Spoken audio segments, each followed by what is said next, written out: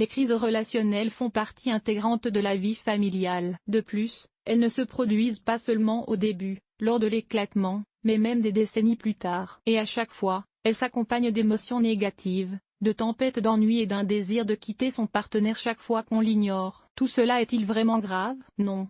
Vous pouvez combattre la crise. Vous pouvez combattre la crise. Pour ce faire, vous devez suivre des conseils simples mais efficaces. Dois-je me battre?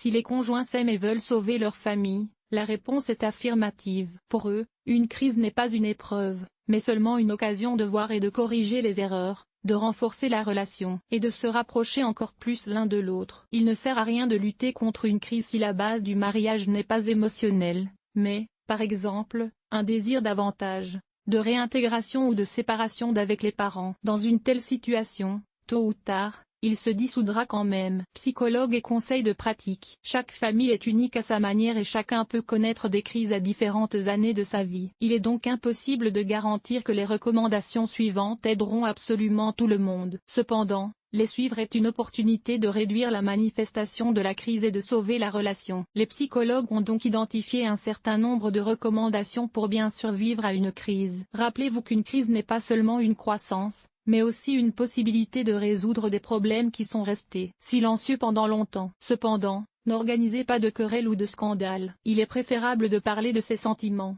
de ses émotions, de ses désirs, de ses besoins et de ses rêves, sans blâme ni accusation. Développez votre sens de l'humour. En période de crise, il permet de désamorcer la situation. Il suffit d'expliquer la situation d'un point de vue humoristique. Le rire est un outil efficace pour accumuler des émotions positives et éliminer les émotions négatives. Par conséquent, consacrer du temps à regarder des comédies et des vidéos drôles est une excellente chose. On se revoit. En cas de crise, on a souvent l'impression qu'un étranger se trouve à proximité. Est-ce vrai? Il est donc temps de rectifier la situation. Vous pouvez jouer au jeu de la révélation d'informations personnelles. Par exemple, disons la vérité ou l'action. Ce faisant, vous apprendrez à connaître à nouveau votre partenaire et à le voir de l'autre côté. C'est une excellente occasion de bavarder. Discuter du temps libre. Vous devez vous reposer ensemble et séparément. Les femmes devraient consacrer du temps à des réunions entre amis et les hommes à des rencontres entre amis. Par exemple la pêche ou le football. C'est un moyen de ressentir de nouvelles émotions et impressions et de faire une pause dans la vie quotidienne. Il n'est pas nécessaire de passer tout son temps ensemble avec courage. C'est le chemin direct vers l'ennui et la monotonie. Établissez une vie intime. Il s'agit du même élément important d'un mariage heureux que la communication. Par exemple, il convient donc de réfléchir à la diversité des passions qui reviennent. N'essayez pas de refaire votre partenaire. Dans la plupart des cas, les conjoints apportent avec eux des modèles de comportement issus du foyer parental. Ainsi, par exemple, un homme peut penser que sa femme, comme sa mère, reste à la maison et se consacre toujours aux soins des enfants et à la vie quotidienne. Mais qu'en est-il si sa famille est à l'opposé? Et si sa mère a fait carrière et consacre plus de temps à son développement personnel? Des conflits peuvent survenir sur la base de scénarios contradictoires. Chaque conjoint défend son propre point de vue. Cependant, il est préférable de trouver des compromis pour maintenir la relation. Si rien n'y fait et que la relation reste dans l'impasse, il est nécessaire de demander l'aide d'un psychologue. Toutefois, il convient de rappeler qu'il ne prescrit pas de pilule magique qui résoudrait instantanément les problèmes relationnels. Il peut seulement vous aider à vous comprendre et à accepter votre partenaire. Que peuvent faire les femmes? La réponse est simple,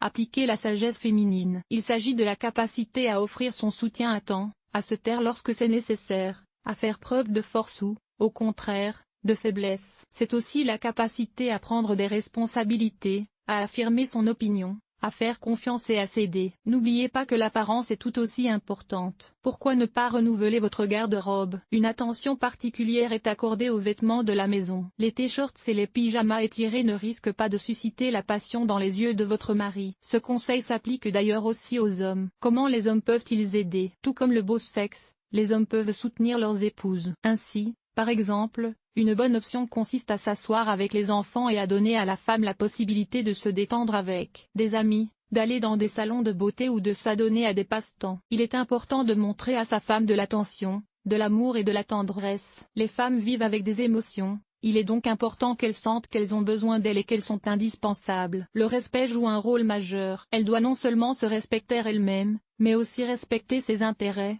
ses besoins, ses désirs et ses rêves. Et, bien sûr, cela vaut la peine de passer plus de temps à communiquer, non seulement pour écouter, mais aussi pour entendre. Différence entre les mariages officiels et les mariages civils. En général, il n'y a pas de différence en ce qui concerne les crises et la manière de les gérer. Dans les deux cas, il est important que les partenaires réalisent le début d'une période difficile, apprennent à communiquer et acceptent tous les avantages et inconvénients pour leur conjoint. Il y a cependant un mais. Dans un mariage officiel, les partenaires se sentent responsables vis-à-vis de la famille pour la sauver dans des circonstances difficiles. Dans le civil, c'est l'inverse. Les partenaires comprennent qu'en fait, ils ne se cachent rien, simplement parce qu'ils vivent ensemble. Et si les sentiments ne passent pas le test de la crise, ils s'en vont sans problème à la recherche d'une nouvelle relation. Qu'est-ce qui n'est pas possible? Tout d'abord, il convient de parler de l'humiliation. Parler d'une coloration accrue, de critiques excessives, de reproches et de négligence. Cela n'améliorera certainement pas la situation.